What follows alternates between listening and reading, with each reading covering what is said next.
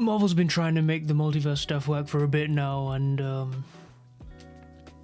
but another studio has found a lot more success, kind of. Spider-Verse movies have been smash hits.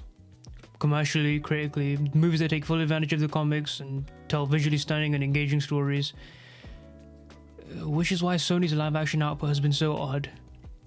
Sure, people like Venom, give him a series with a popular actor, people know of Kraven, especially after the recent Spider-Man game, so yeah, give him a movie. Morbius, El Muerto is not happening, I don't think. Overall strange choices, but execs throwing shit at a wall is not anything new. But what if you had a multiverse movie, time travel, like Infinity Wars and Endgames, but filled with spider people, 3 separate Spider-Women and a psychic with an evil Spider-Man hunting them down? I don't know about you, but I'm creaming.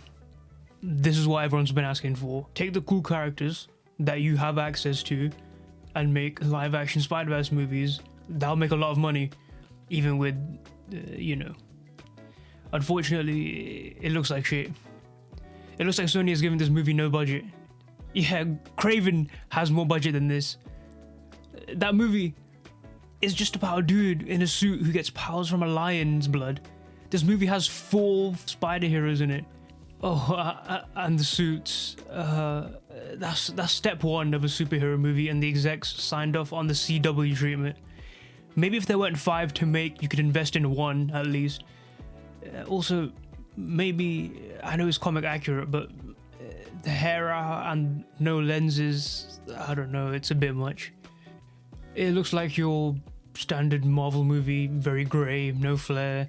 To make it worse, it doesn't really have the star power of your average superhero, Avengers, whatever. The characters in here aren't given much attention by Marvel. The action from the trailers look lackluster. Madam Web's abilities are interesting, but are done in the most cookie-cutter, uninteresting way. Why even hire a director if you're just gonna Kevin Feige all of it? The Web of Destiny multiverse timeline tree-esque parts are somewhat interesting, but it is just a Marvel Loki timeline branch tree, but with cobwebs. But what can you do? Other than focus it on one Spider-Woman with Madam Web going against evil Spider-Man, so you can actually use the budget to make it not look like a fan film.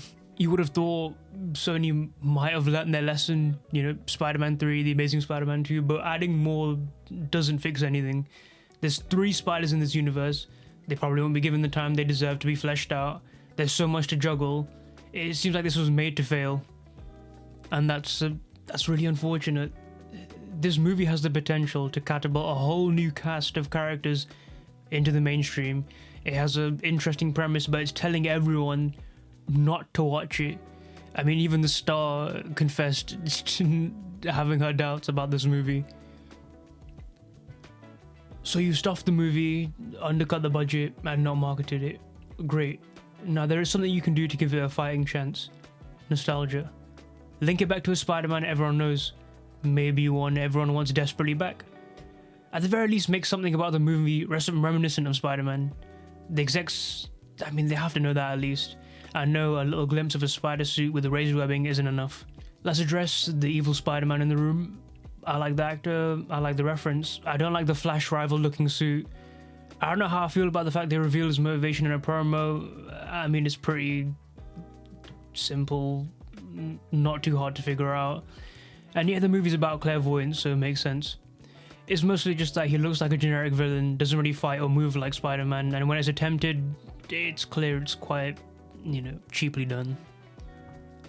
Just to bring up Morbius again, I don't really think I need to go in detail, and a large part of why is because they really tried to get more bussies in the seat with the increasingly strange tactics. This time, they've seemed to tone it down a little.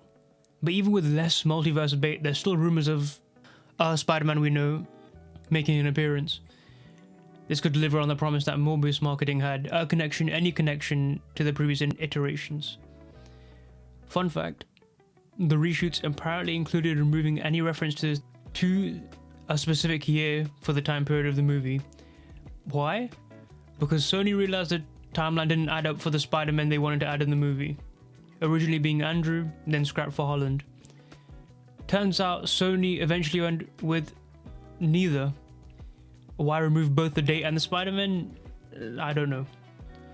This also fits with the previous rumors that the movie did take place in the 90s and then was pushed to the 2000s. I mean, it's been confirmed that Peter Parker's Uncle Ben and Mother Mary Parker are in the movie, so get your tickets for that.